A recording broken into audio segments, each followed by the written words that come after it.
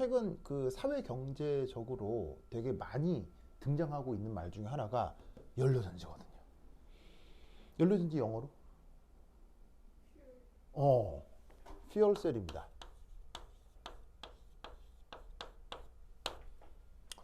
그래서 이제 이름이 전지니까 뭐를 생산하는 기계겠어요? 전기 에너지를 생산하는 기계겠죠.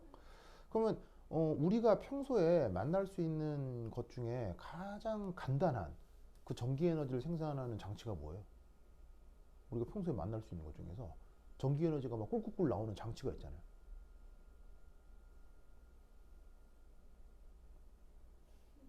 흔하게 있어요, 우리 주변에.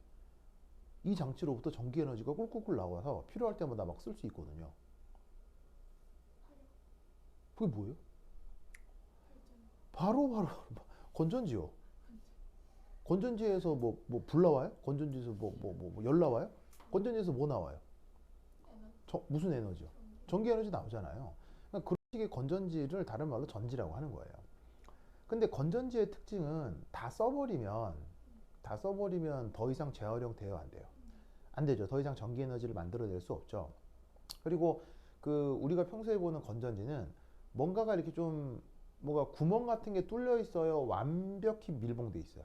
완벽하게 밀봉돼 있어서 건전지를 쓰는 동안 그 내부의 물질이 바깥쪽으로 새나온다고는 하지 않죠. 물론 뭐 유통상의 실수나 아니면 이제 쓰다가 잘못 써가지고 혹은 뭐 제품 자체의 하자 때문에 그 안에 있는 물질이 누출되어 나올 수 있는데 그건 정상적인 게 아니고 그건 비정상적으로 그렇게 될 수도 있긴 합니다. 하지만 정상 작동하는 건전지는 절대로 안에 내용물이 바깥쪽으로 새어나오지 않습니다. 그래서 이 보통의 건전지는 꽉 닫혀 있는데 이 퓨얼셀이라고 하는 건 연료전지는 열려 있습니다. 열려 있어서 어떤 장치냐면 바로 연료를 계속 주입하면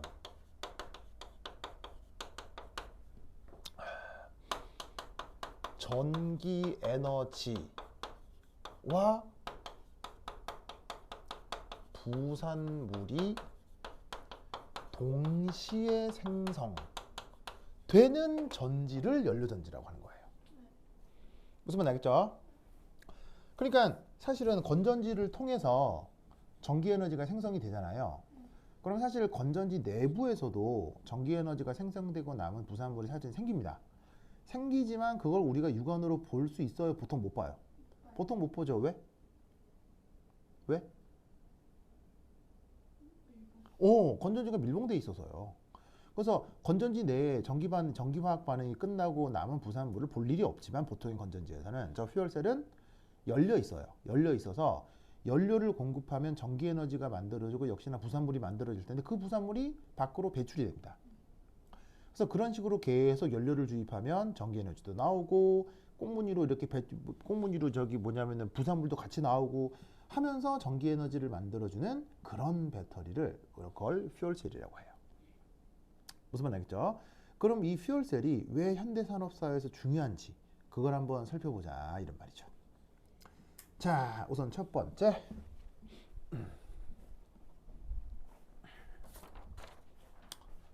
자, CH4 뭐죠? 메탱.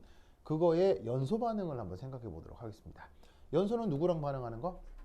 샨쇼. 자, 그래서 샨쇼랑 반응을 짜잔 했죠.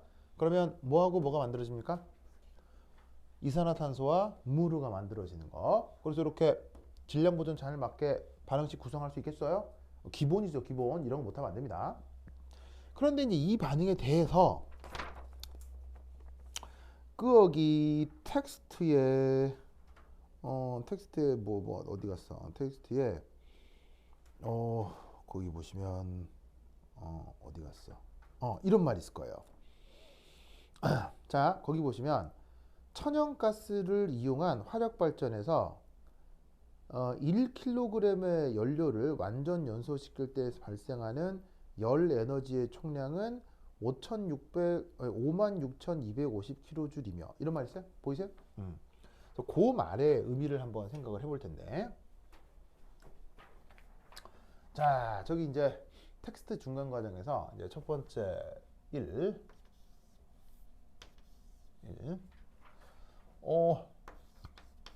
CH4 연소 반응 열량 계산 에서 이런 말이 있을 거예요. 거기 보시면 뭐냐면 그 텍스트 라에 CH4. 자, 사실은 얘는 그냥 메테인이지만 이걸 문제에서는 천연가스라고 부르고 있죠. 사실 천연가스 역시 혼합물이어서 메테인만 있는 게 아니고 여러 개가 좀 섞여 있긴 하는데 그 중에 이제 가장 주 혼합물, 주 성분 중에 하나가 메테인이어서 그냥 메테인을 천연가스라고 혼합적으로 보자. 그럼 요 놈을 1kg 연쇼 하면 거기 뭐라고 되어 있냐면 56250 kJ의 열이 나타난다. 이런 말이 있어요. 그죠? 그럼 이때 이것의 의미를 어떻게 생각해야 되냐면 이겁니다. 우선 얘 분자량 얼마? 바로 12에 1 더하기 1 곱하기 4 하면은 뭐냐면 16이 나오겠죠. 그래서 분자량이 16g/몰인데 그걸 1kg을 사용했대요. 그러면 분자량이 이거 1kg 썼으면 이 녀석의 몰수는 얼마라는 걸 알 수 있어요? 바로 이 질량을 분자량으로 나누면 몰수가 나오겠죠. 그래서 이것으로부터 저 메테인의 몰수가 1000 나누기 16몰이겠구나. 이걸 알 수가 있는 거죠. 그래서 1kg은 1000g이니까 1000g을 분자량으로 나누면 16분의 1000몰이 나올 거라는 얘기지. 그럼 이 발생하는 열을 어떻게 생각해 주면 되냐면 이렇게 생각해 주면 되지. 56250kJ을 나누는 거야. 뭐로 나눠?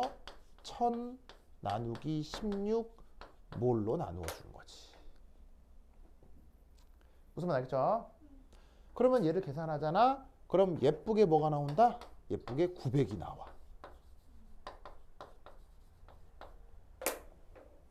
그래서 텍스트에 나와 있는 저 말로부터 그러면 이 말은 무슨 말이냐면 메테인을 혹은 천연가스를 이 정도 몰 태우면 이만큼 열이 만들어진다는 거 아니야. 그런데 1몰만큼 태우면 얼마나 나온다는 얘기야. 900kJ/몰의 열이 나온다 이런 말이야. 무슨 말 알겠죠? 그리고 보시다시피 열이 발생하는 건 그래서 발열이라 그래, 흡열이라 그래. 열이 발생하는 것. 이걸 우리가 발열이라고 하잖아. 그래서 그 발열 표시를 앞에다가 마이너스라고 표기를 한 거야. 무슨 말씀인지 아시겠죠? 그래서 지금 이 메테인의 연소 반응식을 쓰고 그 연소 반응으로부터 나오는 열량을 자 그리고 콤은 뭐 줄임말이죠? 콤은 컨버스천. 콤비네이션은 조합이고요. 연소 영어로 뭐라고 한다고? 연소를 영어로 뭐라고 그랬어요? 컨버스천이라고 했죠. 그냥 연소라고 쓸걸. 여기 또 말이야. 여기 또 어디 얘기했더만 또 까먹었네. 응? 그래서 연소를 영어로 이렇게 이렇게 줄였습니다.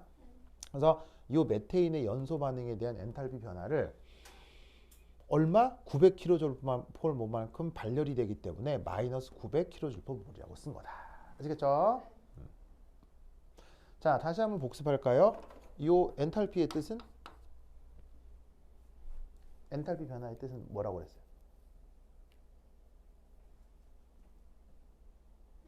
어제 했잖아. 엔탈피 변화의 뜻은? 바로 등압 과정에서 출입한 열량, 그걸 엔탈피라고 했습니다. 무슨 말 되겠어요? 어느 과정? 어느 과정? 등압 과정, 등압 과정. 무슨 말 되겠죠? 그리고 여기서 명심할 것, 이런 식으로 표현된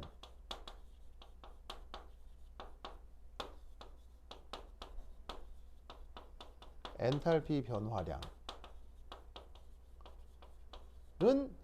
불변입니다. 저렇게 표현되는 저 엔탈피 변화량은 반응식이 정해지잖아요. 반응식마다 저 엔탈피는 변화할 수 있을까요? 불변일까요? 정해진 조건에서는 무조건 같습니다. 절대 안 변합니다. 그렇죠? 그래서 그냥 메테인을 연소를 시켜서 나오는 그 최대 열 에너지는 900이라는 얘기예요. 저거보다 더 많은 열량이 나올 수는 없어요. 무조건 딱 저거야겠죠? 저겁니다.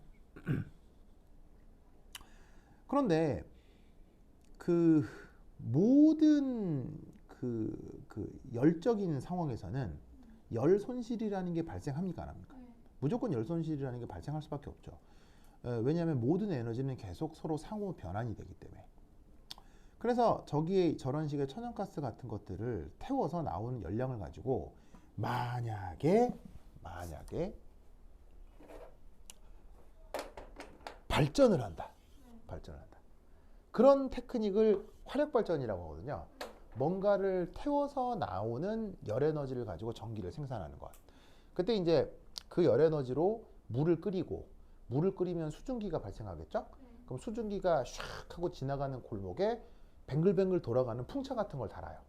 그럼 풍차가 뱅글뱅글 도는 골목에 쇳덩이를 달고 그 쇳덩이 주변에 코일을 걸거든요. 그러니까 자석을 걸고 그 자석에 코일을 주변에 걸면 그 코일 주변에서 자석이 돌면 코일 주변에서 전기 에너지가 생겨요. 그런 장치를 뭐라고 부르냐면 터빈이라고 하는데, 이게 뭐 물리 시험을 치는 건 아니기 때문에 터빈의 구조까지 다 알 필요는 없지만 어쨌거나 저런 연소 반응을 통해서 전기 에너지 역시 만들어낼 수가 있어요. 그런데 이런 식의 에너지 변화에서는 항상 열 손실이 벌어진다고 했죠. 그 열 손실이 벌어지기 때문에 이 화력 발전으로 얘를 태워서 만든 열 에너지를 100% 전기 에너지로 바꿀 수가 없는 거예요. 그때 바꿀 수 있는 전기 에너지는 40% 수준입니다. 그럼 나머지 60%는 어디 가는 거야? 나머지 60%는 그냥 다 도망가는 거예요. 그냥 다. 여러분 공기 중으로 도망가고, 그 다음에 이제 뭐냐면 전기 에너지 만들어야 되는데 주변이 그냥 그릇이 뜨뜻해지고 뭐 이렇게 되는 거죠.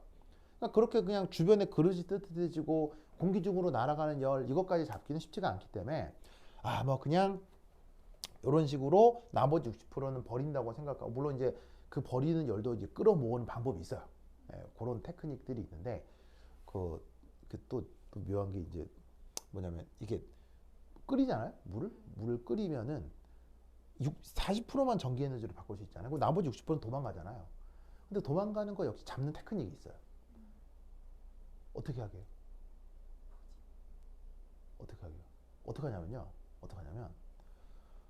이 열로 물을 끓이잖아요.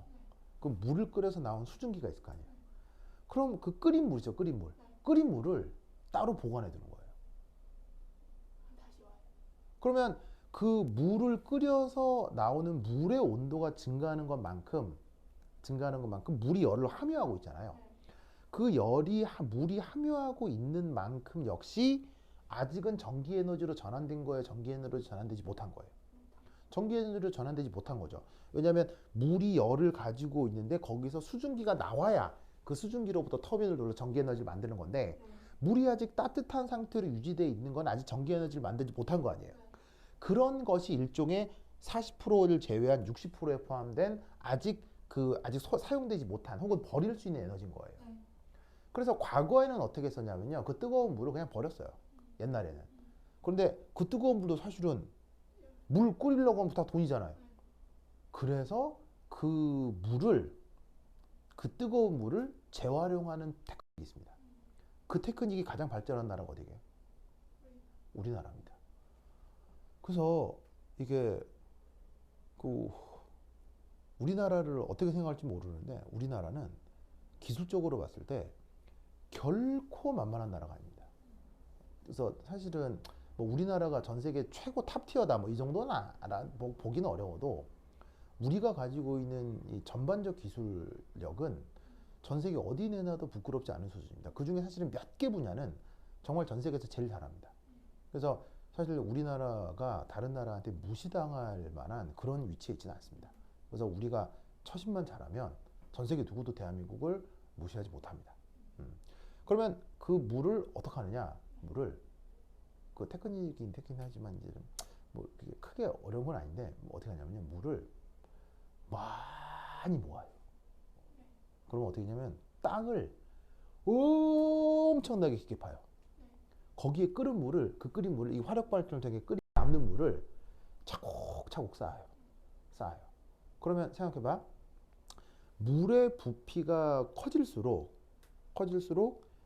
질량당 표면적은 는다 그래요, 준다 그래요? 질량당 표면적은 물의 양이 많아질수록 질량당 표면적은 줄어들게 돼 있거든요. 이해하겠어요?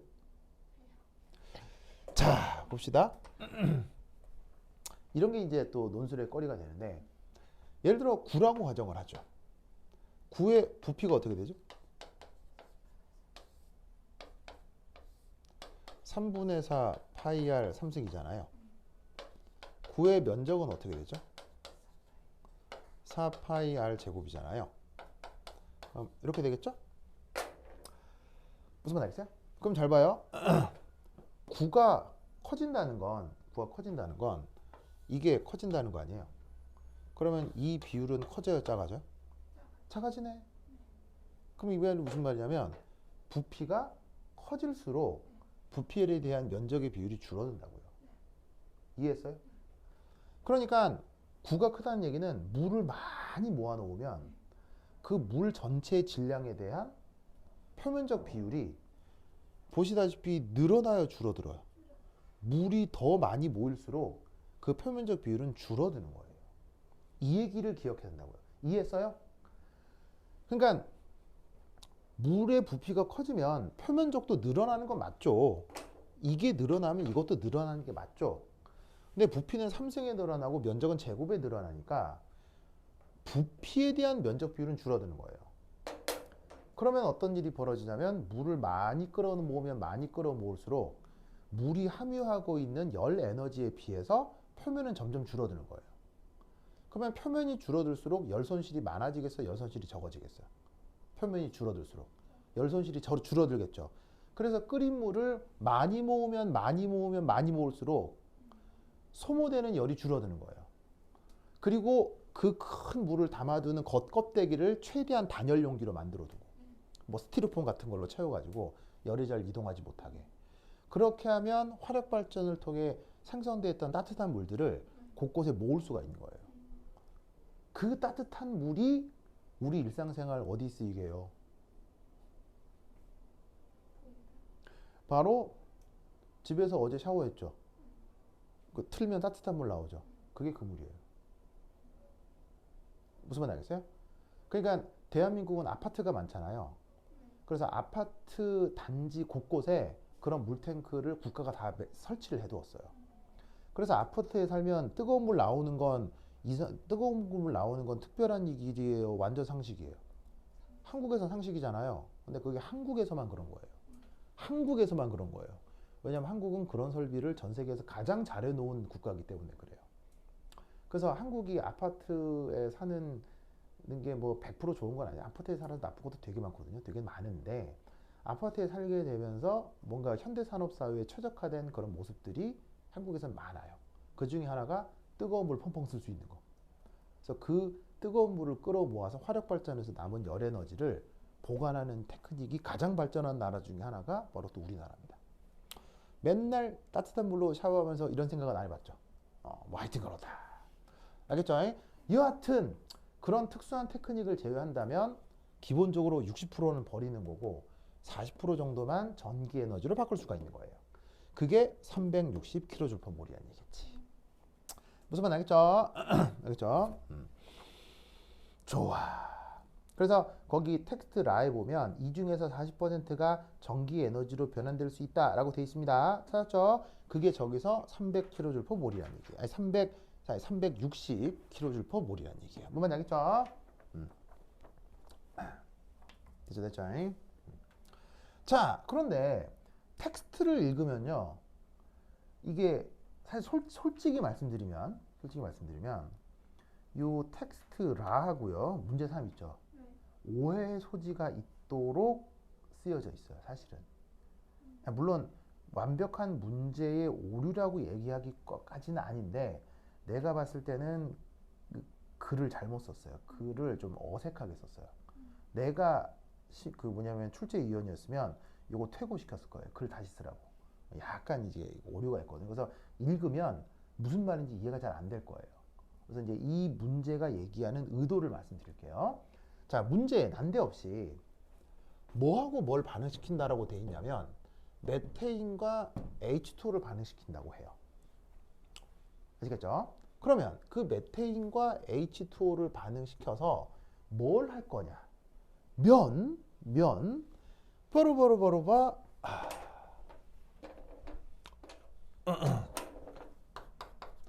이것을 얻으려고 하는 거예요. 무슨 말 알겠죠? 그래서 수소 기체를 얻으려고 저 반응을 시키는 거예요.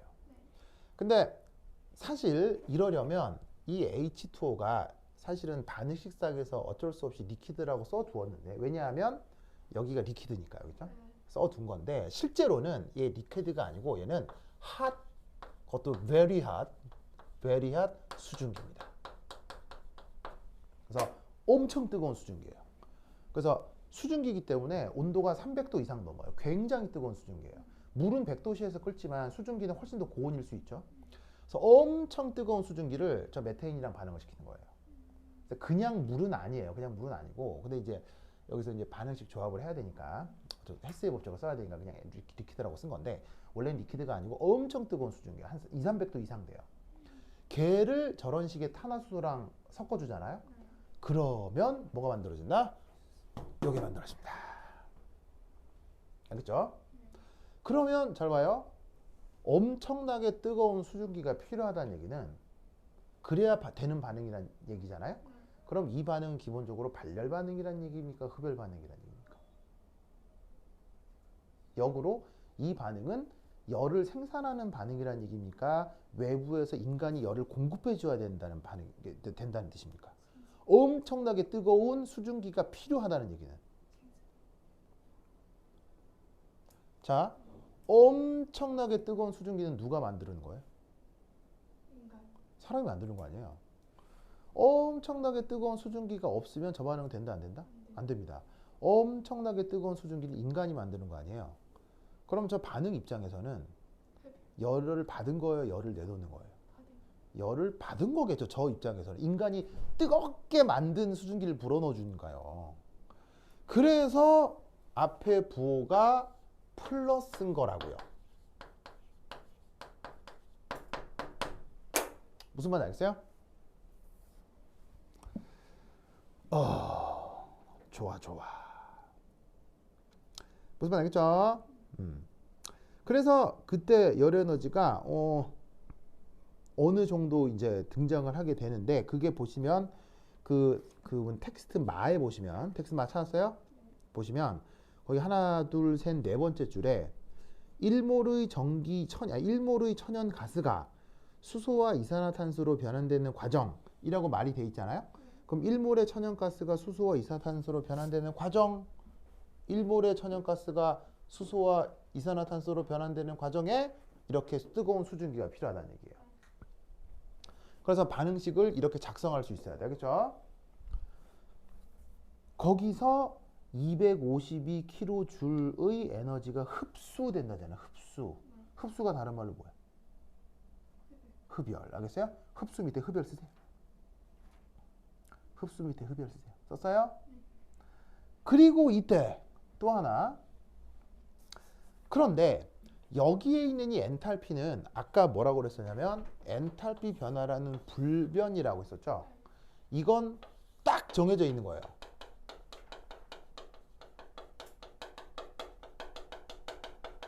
그럼 사람 입장에서는 이만큼의 열 에너지를 공급하기만 하면 이 반응이 될 거 아니에요. 그런데 열 에너지를 252kJ몰만큼 인간이 공급한다 한들 인간이 공급하는 모든 열 에너지는 중간중간에 열 손실이 발생하기 때문에 내가 250을 준다고 해도 일부의 열 에너지가 바깥쪽으로 새 나가면서 저 화학 반응은 250보다 더 작은 열을 흡수할 수밖에 없는 거예요. 그렇다면 사람 입장에서는 250 준다고 줬는데 얘 입장에서는 200밖에 못 받을 수 있잖아요. 그럼 이 반응은 된다 안 된다? 안 된다는 얘기지. 그럼 이 말은 인간 입장에서는 그 손실되는 10가지 감안해서 250보다 덜 줘야 되겠어요? 더 줘야 되겠어요? 더 줘야 된다 이런 말이야. 그 더 줘야 되는 효율이 80%라고. 무슨 말 알겠습니까? 그 더 줘야 되는 효율이 80%라고. 그래서 거기 그 아래 문장에 이런 문장이 있을까? 천연가스로부터 수소를 생성하는 과정의 열 효율은 80% 정도라고 돼 있잖아요. 이 말의 뜻이 저거라고. 그러니까 문제에 제시되어 있는 252kJ/몰을 80%로 나눠. 그러면 그게 딱 315가 나오는 거야. 무슨 말 알겠어요? 그래서 그때 1몰의 이 천연가스 메테인에 대하여 315kJ 이상의 에너지가 요구된다라고 돼 있죠. 그게 252 나누기 0.8 315 저 얘기인 거예요. 그래서 인간 입장에서는 저 반응에 얼마를 공급해야 된다고요? 315를 공급해야 열손실 좀 되고 이 반응은 이 정도를 받아들일 수 있다는 얘기예요. 무슨 말 알겠죠? 알겠죠?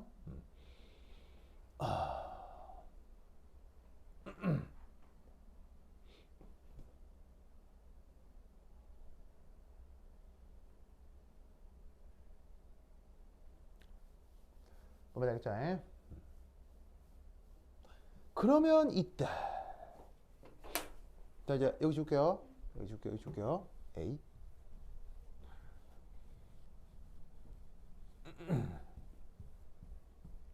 이때 자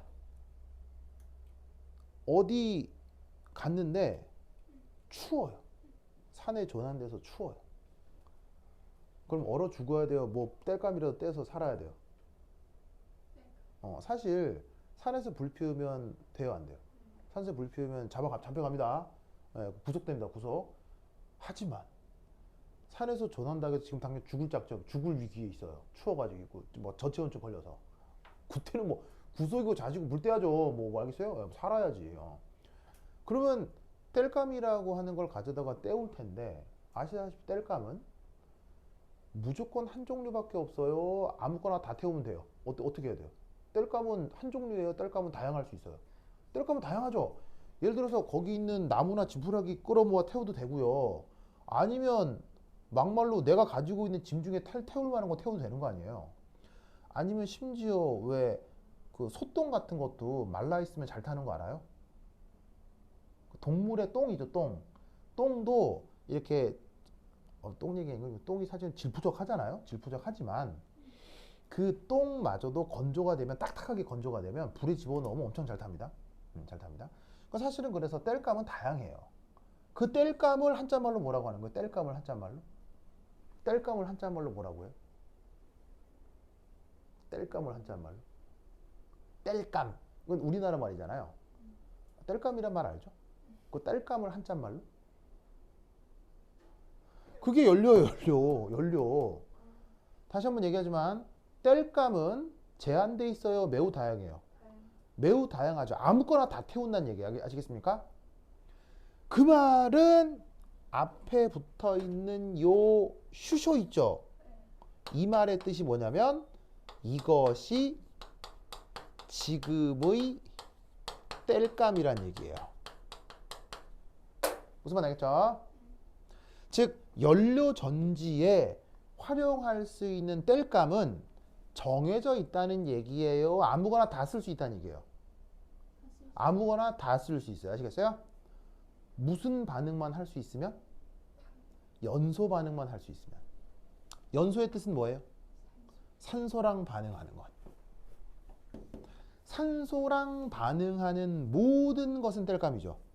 그 모든 땔감으로 뭐를 할 수가 있다? 연료전지를 만들 수가 있어요. 그러면 메테인을 통해서도 연료전지를 만들 수 있고요. 수소를 통해서도 연료전지를 만들 수 있다는 얘기예요. 즉 연료전지는 한 종류만 있는 게 아니라 수소 연료전지, 메테인 연료전지, 옥테인 연료전지, 에테인 연료전지 앞에 땔감은 엄청나게 다양한 거예요. 이때 수소 연료전지 반응을 한번 생각해 보자는 얘기죠. 그러면 수소 연료전지는 뭐냐면 수소가 누구랑 반응하는 반응을 우선 가정해야 돼요. 수소가 산소랑 가정하는 반응을 생각해야 되죠. 그러면 수소가 산소랑 반응해서 요것이 만들어질 때 열량을 여기 주어져 있는 이 반응식하고 여 반응식을 조합해서 만들어 볼 수 있겠어요? 어떻게 하면 되겠어요? 어떻게 하면 되냐면요. 뽀로뽀로뽀로봐 저기에 있는 델타 H 노트 콤에다가 델타 H2 이걸 바로 더해 주시면 돼요. 바로 뭐냐면 이 반응식에다가 얘를 바로 더해 주면 된다는 얘기죠. 맞습니까? 그럼 어떻게 되냐면 두 개를 빼줘야 되겠네요. 큰일 날 뻔했네. 빼기 델타 H 노트 2. 그럼 어떻게 되냐면 샥샥 소거되고 그 다음에 여기 있는 샥샥 소거되고 무슨 말 알겠죠? 아니 소거가 요거 두 개 소거되고 그 다음에 CO2 소거되고 수소, 물, 산소 남아서 이게 딱 될 거라고. 그래서 사실은 이 반응식하고 이 반응식을 조합할 거여서 내가 앞에 개수를 또 일부러 4, 2, 4, 2, 4, 2 이렇게 둔 거예요. 알겠죠? 보통 이제 이런 거 쓸 때 2, 1, 1 이렇게 쓰잖아요. 근데 이제 이미 나와 있는 반응식을 조합할 거여서 내가 반응식을 이렇게 써봤어요. 알겠죠? 이때 이렇게 더하기 빼기 해도 된다는 이 원리가 뭐죠? 이게 바로 헤스의 법칙인 거죠. 그러면 요거하고 요거 계산하면 얼마예요? 마이너스 900 빼기 255죠. 한번 뭐 나오겠어요? 바로 마이너스 1152가 나온다고.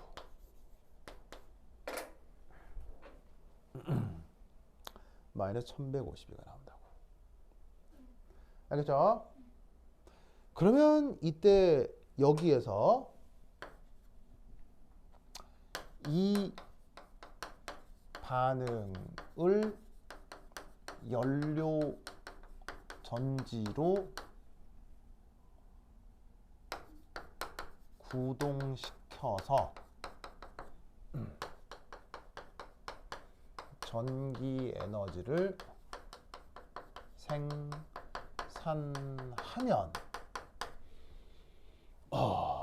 구동시켜서 전기 에너지를 생산하면 자 어떻게 되느냐? 그때의 Q를 3라고 하자는 마이너스 1152에다가 곱하기 80%라고 수소 연료 전지 열효율 이 거기 나와 있죠? 그래서 거기 문제에서 보시면 천연가스로부터 수소를 생성하는 과정 됐고 그다음에 됐고 이때 또 어디 있어? 연료 전지가 그렇지. 그래서 텍스트 마에 보시면 텍스트 마의 세 번째 줄에 그래서 수소 연료 전지는 화학 에너지의 80%를 전기 에너지로 변환한다. 여기 나와 있죠? 그 말의 80%가 또 여기 쓰이는 거예요. 이게 약간 오해가 있는 게 여기도 80이 있고 여기도 80이 있어서 사실은 숫자가 같아가지고 이게 어떤 의미인지 헷갈릴 수도 있어요. 그래서 사실은 이거를 좀 다른 숫자로 바꿔주는 게 좋을 것 같기도 한데 이게 아마 이거 문제 헷갈리게 하려고 저렇게 한 것 같기도 해요. 그래서 여기서의 80과 여기서의 80은 같은 거예요? 완전 다른 거예요? 완전 다른 거예요. 알겠어요? 이건 아까 이 둘을 반응시켰을 때의 효율 문제인 거고요. 이 80은 이것과 완전 별개의 수소 연리 전지에서의 효율인 거예요. 뭔말 알겠죠? 그래서 얘를 계산을 해주시면 값이 뭐가 나온다? 마이너스 912.6 kJ/몰 이것이 나온다 이런 말이죠. 무슨 말 알겠죠? 아시겠습니까? 그러면 이때 네 번째 뭘 할 거냐? 천연가스 연료전지 반응을 한번 생각해 보자 이런 말이죠. 네. 네. 기본적으로 모든 단위는 kJ/몰이에요. 기본적으로 모든 단위는 kJ/몰이에요. 알겠죠? 근데 뭐 어색하면 그냥 킬로줄이라고 쓰셔도 돼요. 그러니까 사실은 퍼몰이라고 썼을 때 수리적 이유가 있거든요. 이유가 있는데 그것까지 공교육 과정에서 배우진 않아서 그냥 편의상 킬로줄이라고 그냥 쓰셔도 돼요. 자, 그러면 저 메테인 연료전지 반응을 이제 한번 생각을 해볼게요. 그럼 잘 봐. 3번의 제목이 뭐지? 수소 연료 전지 반응이잖아. 4번의 반응은 메테인 연료 전지 반응이지. 그럼 이 말이 무슨 말이냐면 이때는 누가 땔감이라고? 이것이 지금의 땔감인 거야. 그러면 4번하고 1번의 차이는 뭐냐면요. 1번은 그냥 메테인을 태워가지고 그걸 화력 발전을 했을 때 에너지인 거고요. 그게 아니라 지금 얘는 이 메테인의 연소 반응을 이용을 해서 그걸 연료전지로 하면 어떻게 되겠냐는 거예요. 그러면 어떻게 되느냐? 어쨌건 연료전지 반응에서도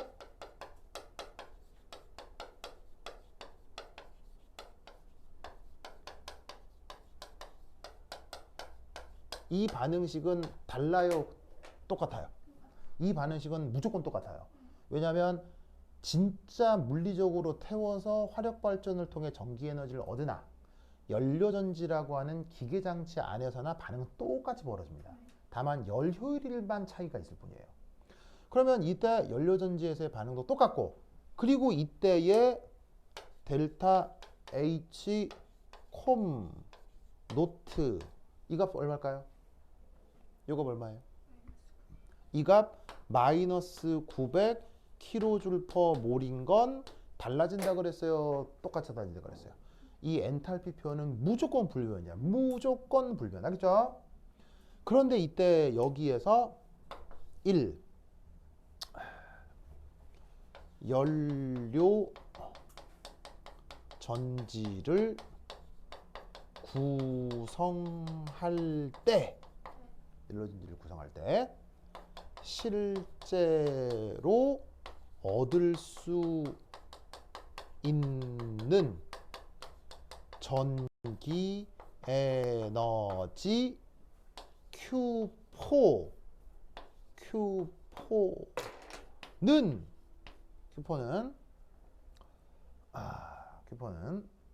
어떻게 되느냐? Q4는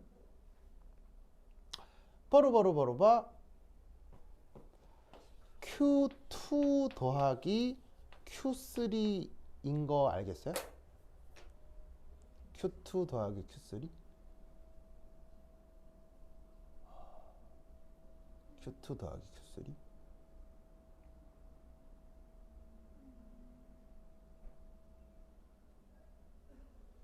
맞습니까? 자, 두 번째 반응, 세 번째 반응이 어떤 거냐면요. 이게 두 번째 반응이고 이게 세 번째 반응이잖아요. 이 두 개를 더해봐요. 그러면 이게 바로 되죠. 즉 무슨 말이냐면 메테인을 가지고 연료전지를 만들어야 되잖아요. 그럼 메테인을 가지고 연료전지를 만드는 건 요 반응하고 요 반응을 조합한 결과랑 같아야 되겠어요? 달라야 되겠어요? 같아야 되겠죠. 그러니까 요 반응하고 요 반응에서 실제로 인간 입장에서 출입하는 열 에너지가 있을 거 아니에요. Q2도 있고 Q3도 있고. 그러면 요 반응하고 이 반응을 더했을 때 전체 반응이 되니까 인간 입장에서 실제로 출입하게 되는 열량은 Q2하고 Q3 요 두 개를 더한 게 이 반응의 실제 인간 입장에서의 이 전기 에너지 변화가 될 거라는 거죠. 무슨 말 알겠죠? 그러면 이때 이 Q2하고 Q3를 더하면 어떻게 되느냐? Q2가 얼마였냐면 315에 Q3가 마이너스 912.6이잖아. 이걸 계산하면 값이 마이너스 606.6 킬로줄 퍼 몰이 나오는 거야. 무슨 말 알겠죠? 아시겠어요? 즉 뭐냐? 이 연료전지 반응을 그냥 화학 그 자체로 보면 얼마만큼의 열이 발열인 거야? 900만큼의 열이 발열인데 인간 입장에서 얘를 연료전지로 구동을 시키면 얼마의 전기 에너지를 얻을 수 있어? 606.6kJ/몰의 에너지를 구할 수가 있는 거야. 이해했어요? 그렇다면 이때의 열 효율은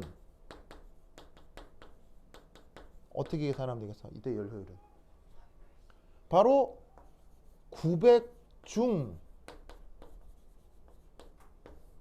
606kJ/몰만큼 전기 에너지로 바꾼 거 아니야. 무슨 말 알겠어요? 얘가 낼 수 있는 최대 에너지는 이거예요. 얘가 낼 수 있는 최대 에너지는 이건데 그거를 연료전지로 구성을 하게 되면 얻을 수 있는 열량이 인간 입장에서 이거라고 최대 에너지가 이건데 그중에 606만 인간이 전기 에너지로 회수할 수가 있단 말이야. 그러면 이걸 계산하면 어떻게 된다? 67.4%가 나온다 이런 얘기지. 이해했습니까? 즉 무슨 말이냐면 화력 발전에서의 열 효율도 다르고 연료전지에 활용하는 뗄값마다 열 효율이 다르다는 얘기예요. 이해하겠어요?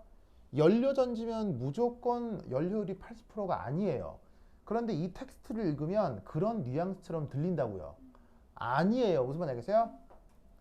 뗄감을 뭐로 사용하냐에 따라서 열 효율이 다 달라지는 거예요. 연료전지에서. 그 뗄감이 수소인 게 80%고 메테인으로 바꾸면 60%고 예를 들면 옥테인으로 바꾸면 한 64%고 뭐 이렇게 된다고요. 그 연료전지의 뗄감마다 열 효율이 다 다르다는 인식을 해야 돼요. 그 생각을 안 하면 이 문제에 말려 들어가요. 말려 들어가서 연료전지면 다 80% 아니야? 이렇게 생각할 수밖에 그런 뉘앙스로 써놨어요 지금 이게. 그리고 심지어 연대에서 제시하고 있는 답안지에도 그런 뉘앙스로 써놨어요. 근데 그런 뉘앙스로 읽으면 못 풀어요. 그리고 그런데도 답은 또 67.4%예요. 답은 이건데 해설지를 잘못 써놓은 거지 이 사람이. 그래서 이 상황을 이해하지 못하면 제대로 접근해서 풀기 어려운 문제인 거예요. 무슨 말 알겠죠? 그렇죠? 어떻게 구성된지 알겠어요? 그래서 상당히 까다롭게 구성된 문제입니다. 까다롭다기보다는 글 쓴 사람이 혼나야 돼요. 글 쓴 사람이 혼나야 돼요. 내가 볼 때는 되게 이렇게 이거 퇴고를 잘못했거나 이게 글을 잘못 썼어요. 알겠죠? 어떤 상황인지 이해했죠? 그렇죠? 그리고 명심해요. 연료전지는 뗄감마다 뭐가 다르다? 뗄감마다 열효율이 다르다. 이것을 명심해 주시기 바랍니다. 됐죠? 그러면 이때 여기서 자, 여기 줄게요. 여기 준다. 마지막 문제는 뭐 금방 돼요. 여기 줄게요. Yep.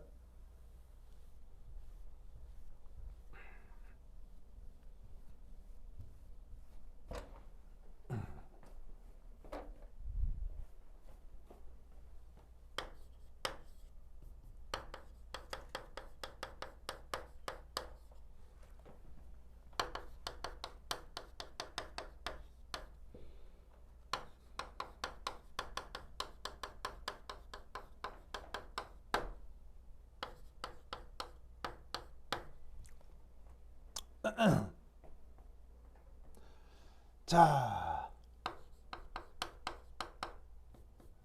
바로 수소 연료 전지입니다. 1. 여러 연료 중 사실 가장 열 효율이 높습니다.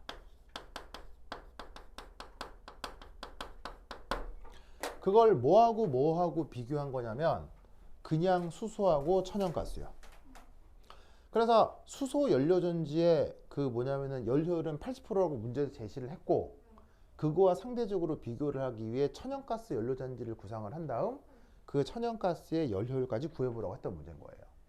근데 이걸 오해해서 모든 연료전지는 열 효율이 80%다 이렇게 생각하면 틀린다는 얘기 알겠어요? 그래서 그 차이를 항상 인식하고 그래서 이제 여기서 이건 천연가스인데 천연가스 연료전지도 있고 휘발유 연료전지도 있겠죠. 다 인간이 다 해봤을 거 아니에요. 다 해봤더니 그 중에 연료율 제일 높은 게 이거라는 거예요. 80%라는 얘기예요. 열효율이랑 열량이랑 관계는 무슨 말이죠? 열이 많이 나올수록 어. 열효율이 아, 그런 거하고는 무관해요. 그건 케이스 바이 케이스예요. 케이스 바이 케이스예요. 열이 많이 나오느냐 적게 나오느냐의 문제가 중요한 게 아니고요. 열이 적게 나오면 어떻게 하면 되겠어요? 그 물질을 많이 태우면 되는 거죠. 그러니까 전체적인 열량이 중요한 게 아니라고요. 그 물체를 많이 태우면 더 많은 열량을 얻을 수 있기 때문에 열량이 많냐 적냐는 연료라고 문제가 되는 게 아니에요. 인간 입장에서는 많은 열 에너지를 얻으면 그걸로 많은 에너지를 쓸 수 있으니까 상관없어요. 그럼 어떻게 하면 돼? 그냥 물질을 많이 태우면 돼요.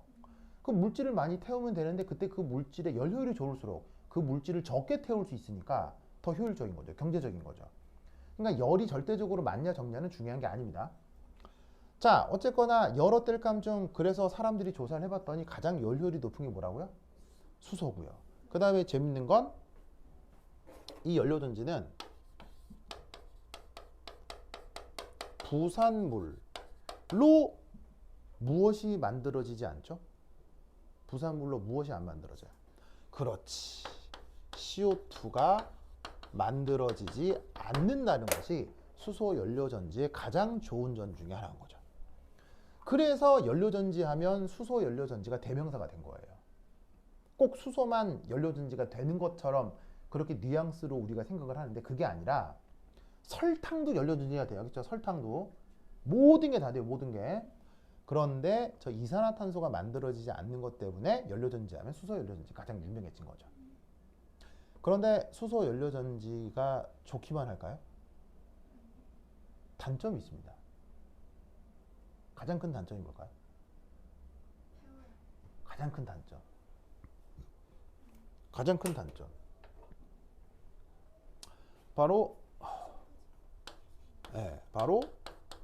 얘가 비쌉니다. 제가 비싸요. 저게 문제입니다. 알겠죠? 왜 비쌀까요? 얘는 가벼워서 대기 중으로 노출되면 모두 우주로 날아가 버립니다. 그래서 사실 전 우주에 가장 많은 원소는 누구예요? 전 우주에 가장 많은 원소. 수소죠. 그건 통합과학에서 배우잖아요. 전 우주에서 가장 많은 원소는 수소인데 정작 지구 대기 중엔 수소 있다 없다? 없어요. 왜? 다 도망가 버려서 그래요. 그러니까 전 우주적으로는 많은데 지구에서만 비싼 거예요. 그러면 저 비싼 건 사실은 산업 경제적으로 중요한 문제, 안 중요한 문제예요? 억수로 중요하죠. 그래서 요즘 대두되는 테크닉이 뭐다? 바로 여기 지울게요. 여기 지울게요.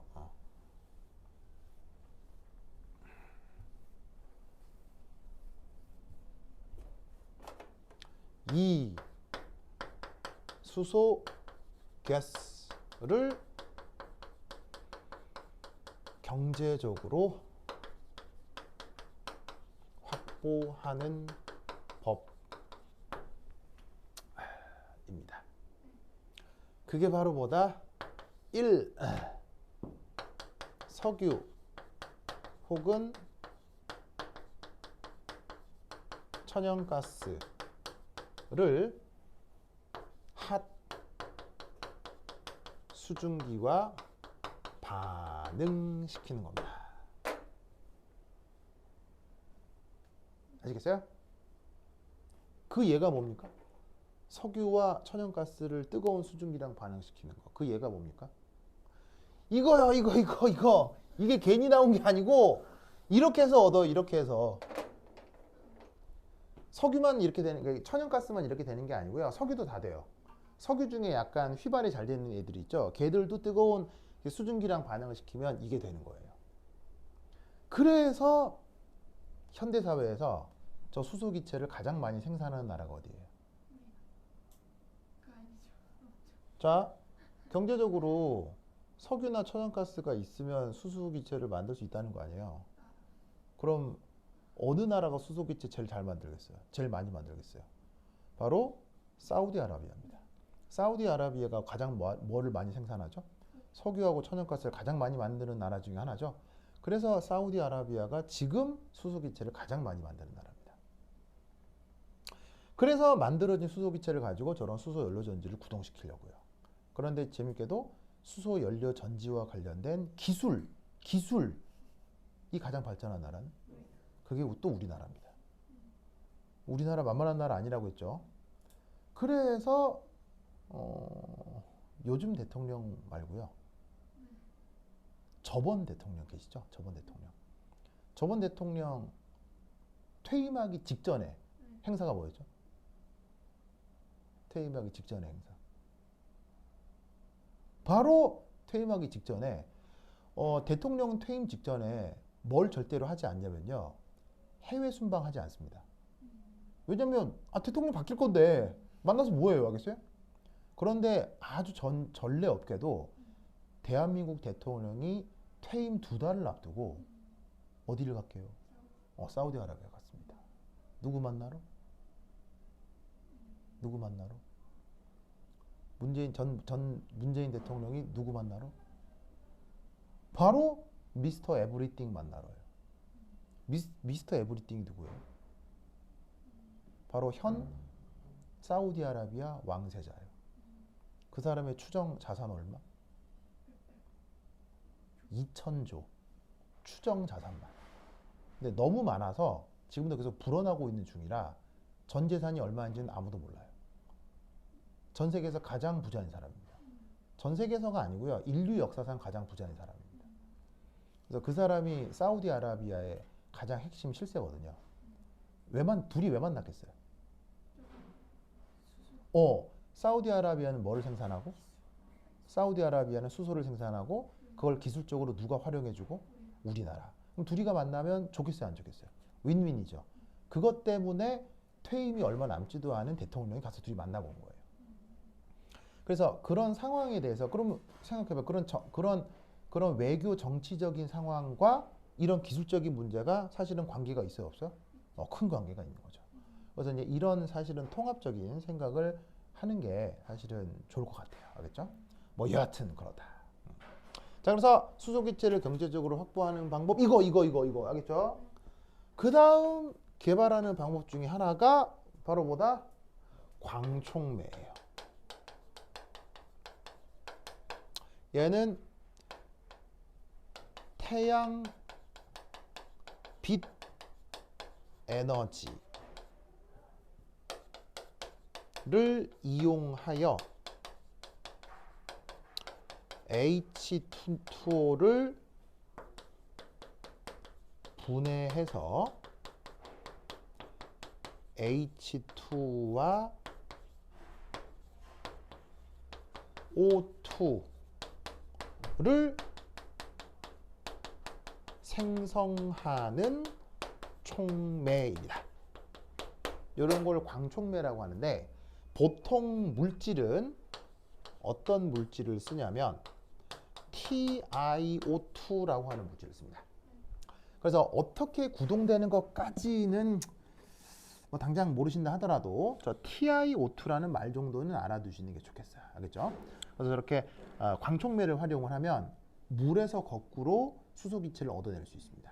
그래서 저것에 대한 연구도 지금 진행 중인데 사실 광촉매에 대한 연구는 말은 많은데 개념은 많은데 사실 실용화가 거의 안 돼 있어요. 차라리 저 첫 번째 1번이 지금 되게 현실적인 거예요. 그래서 석유를 얻어서 수소기체를 얻고 그럼 여기서도 사실은 뭐가 만들어지긴 해요? CO2가 만들어지죠. 이거를 다른 화학적 방법으로 포집하는 거예요. 다른 화학적 방법으로. 그래서 쟤를 다른 화학적 방법으로 포집하는 테크닉을 만들어서 CO2를 따로 모으면 되는 거고 저런 식으로 석유를 이용해서 수소기체를 만들어내는 법이 사실은 지금 좀 더 현실적입니다. 그러면 마지막으로 이 CO2 기체 어떻게 제거할 수 있겠어요? 이 반응을 진행하고 나서. 이 반응 진행시키고 나서 CO2는 어떻게 없애면 되겠어요? 자, 만약에 이 반응 진행시켜서 얻은 수소기체로 아까와 같은 연료전지를 구동한다고 해도 이거 발생하죠? 발생하면 다시 대기 중으로 배출해 버리면 소용 있어요? 도로암물 타불이에요? 소용 없죠? 그럼 이거 없애줘야 될 거 아니에요? 어떻게 잡아줘요? 어떻게 잡아주면 되겠어요? 어떻게 하면 되냐면 광합성이요? 감성이요? 여러 가지 테크닉이 있는데 이런 물질이 있을 수 있습니다. 산화칼슘. 얘를 CO2랑 반응시킵니다. 뭐가 될까요?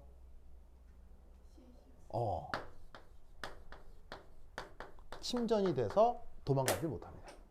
그래서 CO2가 배출되는 구멍 옆에다가 CaO, 산화칼슘을 잔뜩 세팅을 해두는 겁니다. 그러면 산화칼슘 얘도 고체이기 때문에 그 산화칼슘 파우더 속으로 이산화탄소가 기체가 지나가게 만드는 겁니다.